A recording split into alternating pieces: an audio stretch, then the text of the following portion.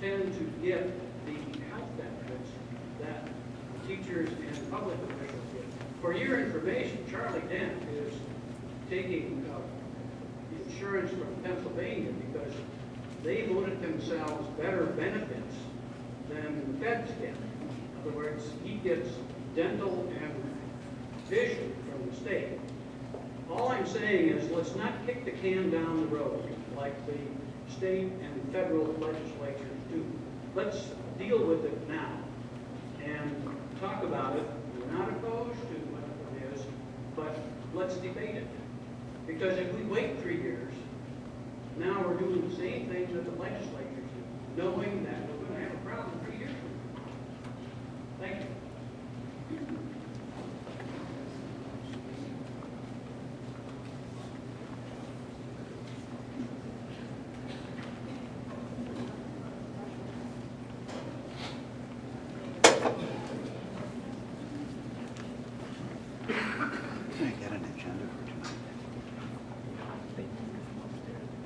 All right, because I don't have a good line of sight to fellow board members from where I am right now, we're going to remember we're in school and ask everybody who wants to speak to raise their hand so I can see them, because we may be obscured by one of your other fellow board members as we come to the various items on the agenda. The next item on the agenda is the approval of minutes. Can I have a motion, please? Thank you. I agree. I agree 100%. Just take wait. All right. Is there any discussion on the minutes? Let the public look what we're going to pay for it. No hands being raised. All in favor, say aye. Aye. All opposed, no. The minutes are approved. The next item on the agenda is amendment number 1 to the collective bargaining agreement with the East Penn Education Association, Exhibit 1 on the agenda. Can I have a motion, please? Ms. Fuller. Mr. Earnshaw. All right, it's been moved and seconded. Discussion. Mr. Stoltz.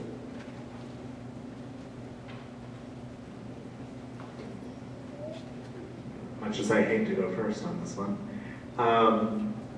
Dr. Seidenberger, what effect does this amendment have on the budget and more specifically the tax increase for this year?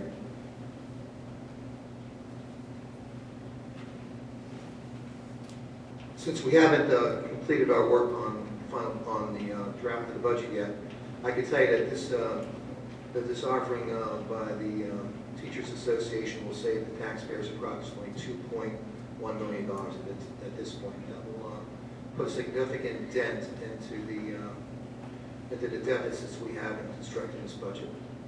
If you also, well, I'll hold my comments until you get to the next item. You didn't really answer my question though, Dr. Seidenberger. What effect will it have on the tax increase itself? Will have a significant impact, and once I get the final budget figures record, then once I get the final figures developed, I can be specific, but that will go a long way to help move towards less of a tax increase, I can tell you that.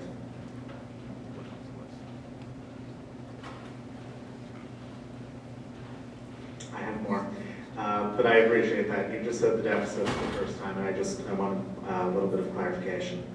I noticed that on item number 5, I'll just allow everyone a moment to get to it, we have a clause about furloughing teachers for economic reasons. And as of right now, you yourself have said, Dr. Seidenberger, that that is illegal. Why is it in this contract amendment? I think the primary reason it's in here in this agreement is that we are making a commitment for those people who are employed by us at this particular point in time. This does not preclude the district from looking at each position, and if we determine it's in the best interest of our students and our community, we can also not fill positions as they come open. Just a point of information to clarify, the contract was negotiated by the board, not by Dr. Seidenberger.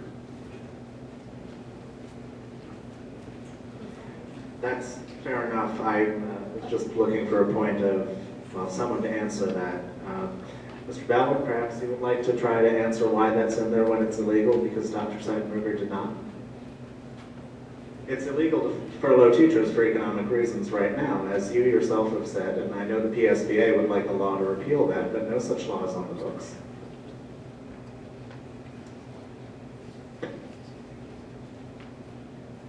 Like any other negotiation, there are some gives and takes by both sides. And one of the things was that while the current law is that no teacher can be furloughed for economic reasons, our teaching professionals wished, for the purpose of their give back in 2 years of the contract, to have an understanding that unless the state legislature changes the law, there will be no furloughs of teachers for economic reasons.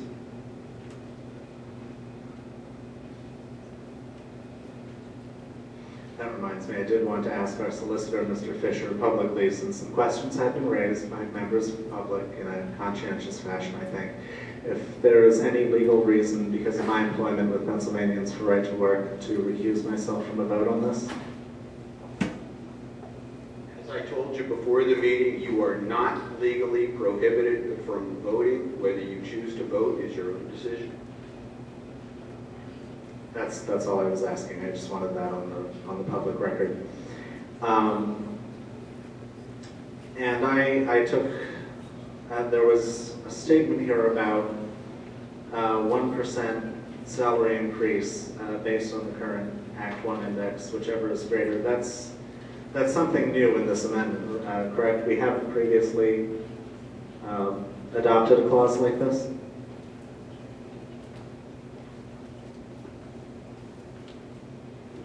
We've never faced a situation like this before, and yes, this is a new approach to resolving an issue that developed during the discussion with the teachers union. Are we perhaps setting this up for a past practice argument with later contracts? No. Okay, that's what I was looking for. Saved me from having to pass that back and forth. And again, the item that the gentleman brought up earlier, item 9, about revenues going up 5% or expenses, I don't expect that will happen, but expenses decreasing by 5%.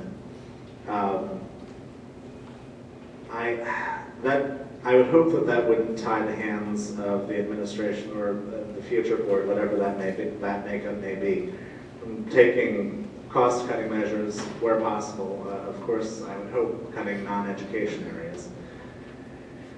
So I noted that as well. And to be consistent with our budgetary policy of a 20-day public review, this has been available for the public to review since Thursday, correct?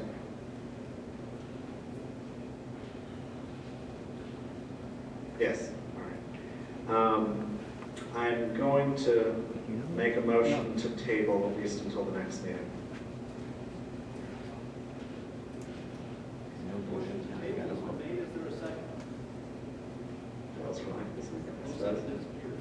All right, I just wanted to give that opportunity since it was asked by a member of the public.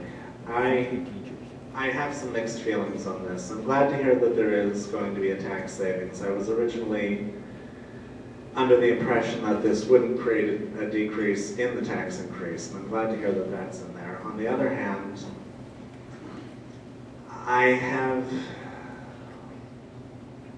may or may not be on this board next year, and I'm sure the members of the audience have their opinion on that, but I don't really want to tie the hands of the future board to renegotiate this contract. I guess I've got another question that I can pose that may help me make up my mind on how to vote. To the administration, I see we've got a partial pay freeze occurring in the second year.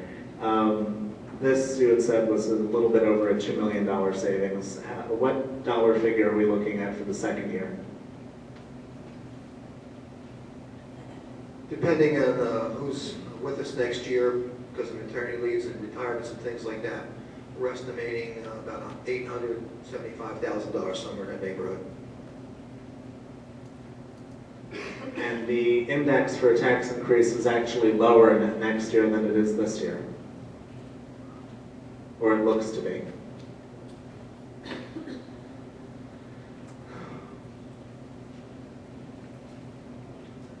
Well, it would be nice to have a 2-year pay freeze. I'll give up the floor at this point, but I'll have to do some thinking both ways before I cast a vote. But we'll see.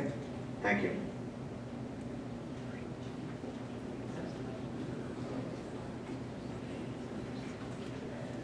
Thank you, Mr. Ballard. I'd first like to thank our teaching staff for this very generous offer. As Mr. Ballard has pointed out before, contracts are guaranteed by the United States Constitution. We cannot abrogate it, we cannot renege upon it, and we would not do so. And we are very grateful that the teachers have approached us with this very generous offer. We thank you very much for it.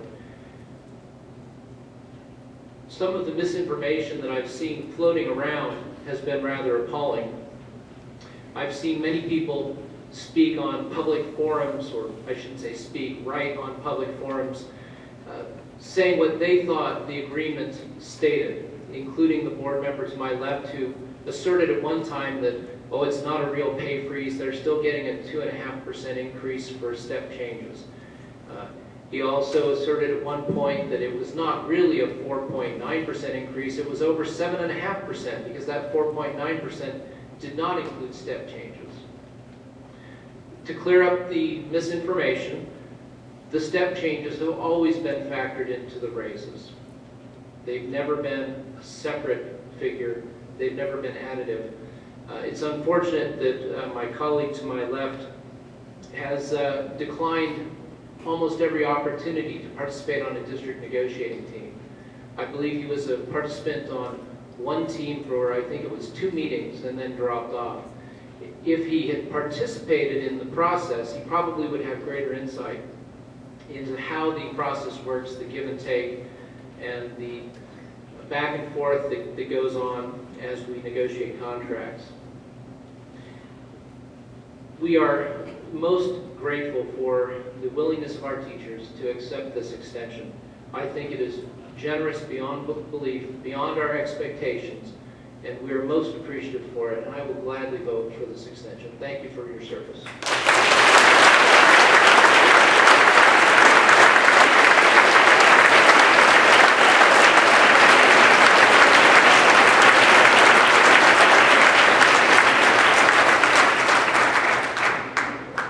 Is there anyone else to my left or my right who wishes to speak on this matter? I would just then like to make a final comment. The public should understand that this was a cooperative effort between the board and its professional employees, the teachers. As Mr. Earnshaw has stated in so many other words, they did not have to do this.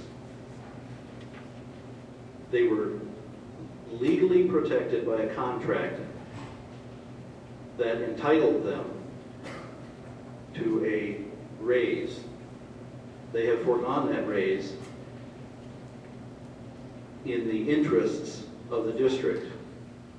We worked together professionally to discuss the problem, and the professional people of the union understood what the problem was and dealt with us as professionals and as cooperating people to deal with the situation.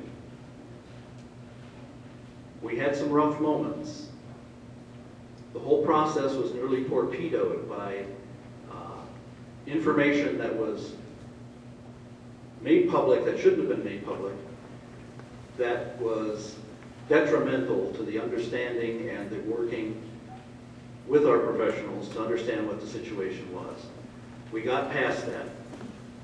We discussed over the situation in a forthright manner, and the teachers came forth with their proposal based on the information they received from us.